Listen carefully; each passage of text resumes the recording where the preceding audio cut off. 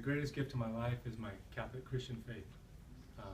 Second to that is my beautiful wife and my 5 children. And shortly after that is my father, who is it's a miracle that he's here today. My mother and my 7 siblings. Right after that comes the greatest blessing in my life is being a Kansas City Royal. When I was 17 years old, when I signed to be a Royal, I never dreamt that this day would happen. I thought, man, I'm going to give it everything I can, maybe play a couple years of minor league ball, just to say I can be like my dad. Because my dad was a minor league ball player with the California Angels.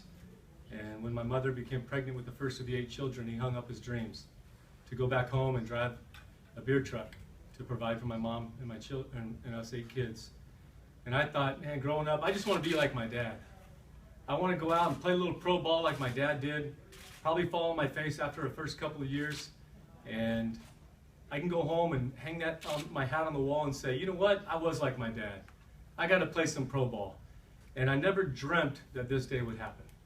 It wasn't until my first big league camp of 1995 when I went to Major League Camp in Baseball City, and that's when the lights clicked for me.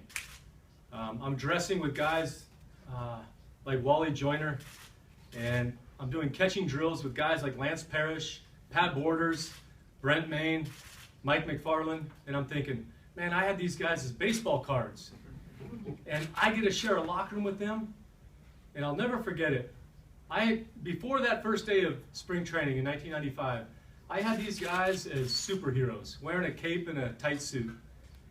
But after that first day in camp, I thought, man, I'm just as strong as these guys are. We hit batting practice. I could hit just as good or better than those guys.